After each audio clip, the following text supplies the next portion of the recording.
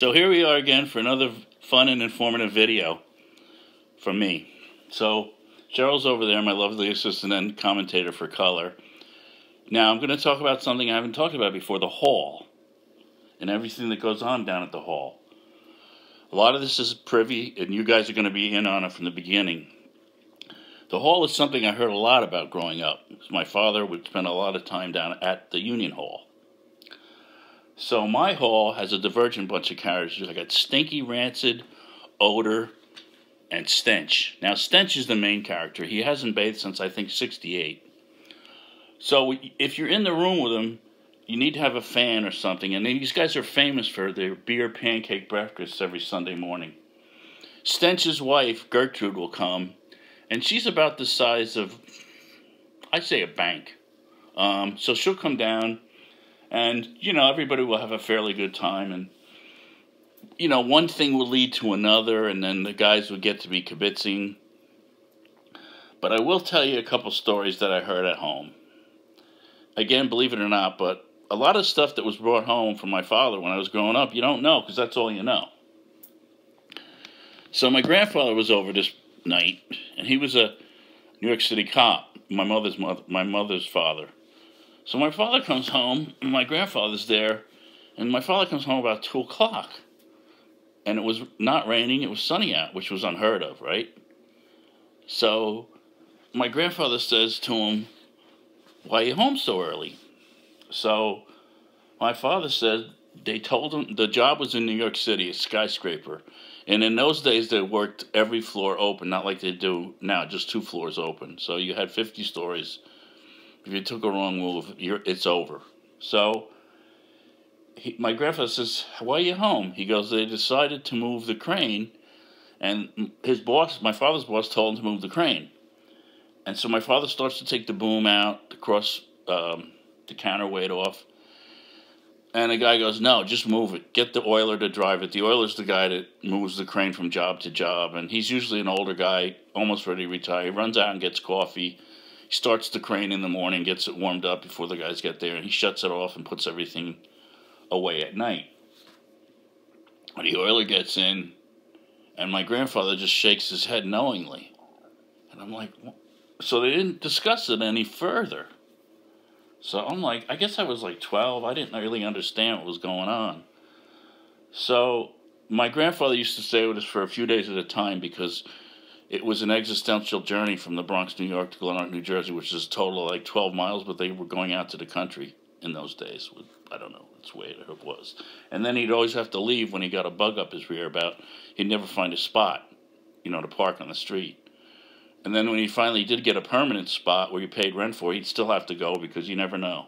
You know how New Yorkers are. You never know. Bridge is traffic. Bridge is murder. It's always murder. I'm riding a bicycle with papers. They got a car with a heater and a radio. That's in there. Oh, wait, never mind. So the next day, my father comes home and my grandfather says, "What happened?"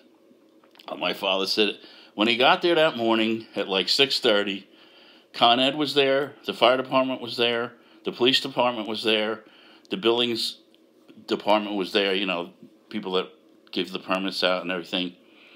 The guy moved the crane and broke every water main and steam main underneath the street because the crane was so heavy with all that stuff on.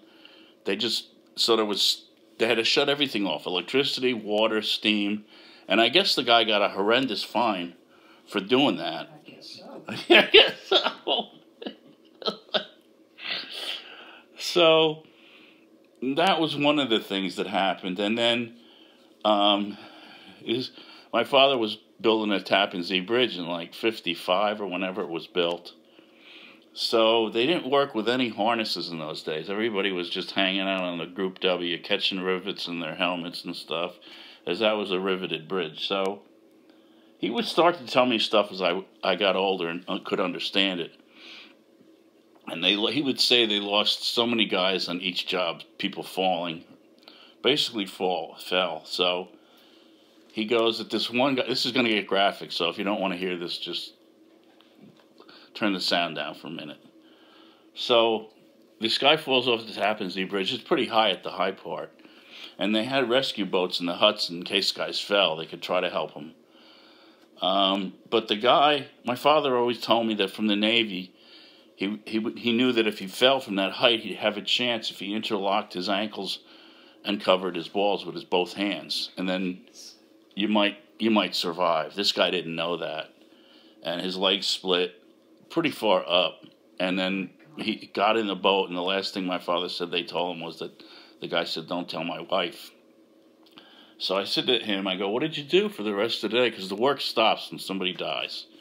So he goes, "I drove around a little bit, and then I came home." And this is the best.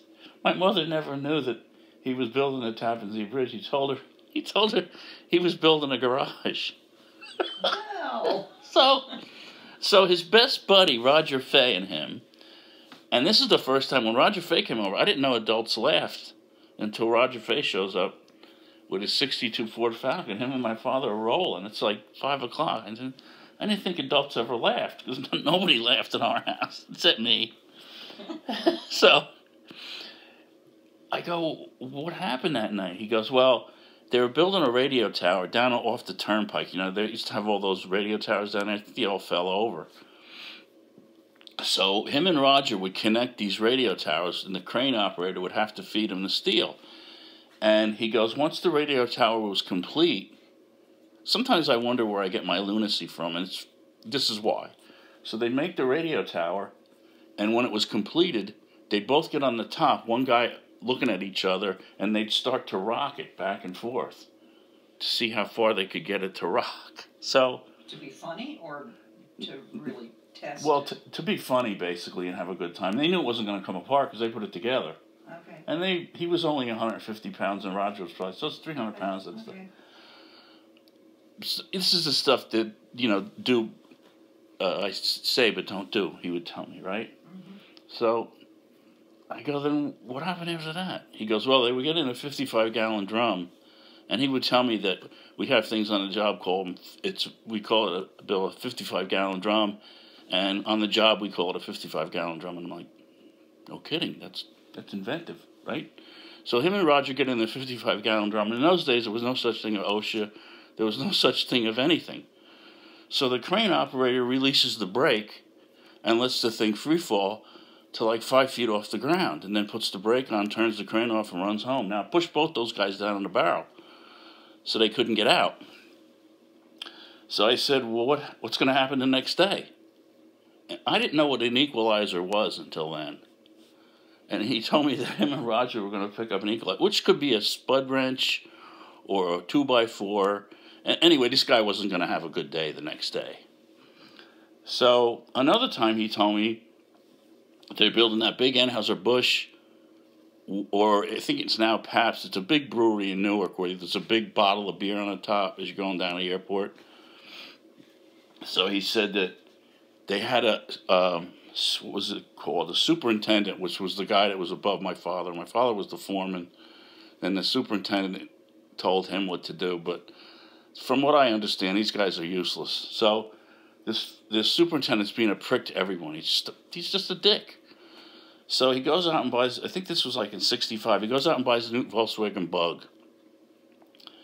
And they had to bring the brewing equipment in as they were building the building. That's how big it was. So they had the crane operator had to hoist the stuff into the building and then actually build a building around the equipment.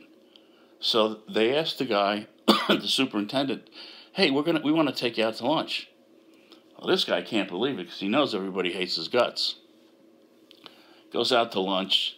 Crane operator, and I'm assuming dear old dad, stayed behind and threw a tarp over it, one of those big green heavy canvas tarps, and they hooked a couple choker cables. A choker cable is something that goes through itself, and as you lift it up, it chokes around and it makes the thing tighter, it can't get out.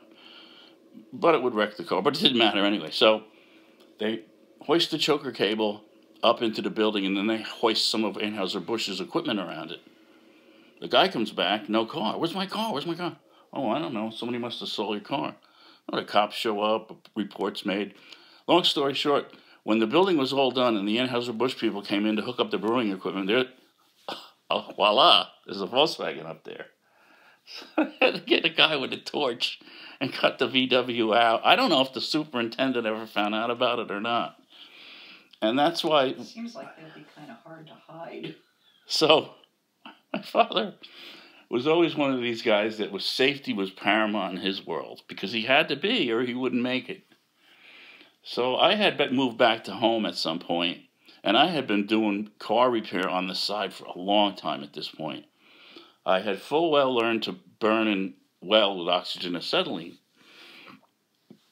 I come home one Saturday, I finished early. I didn't have anything else to do on Saturday fixing people's cars. So I come home, and he decides that day in the hot summer, he's going to show me, son, I'm going to show you how to burn.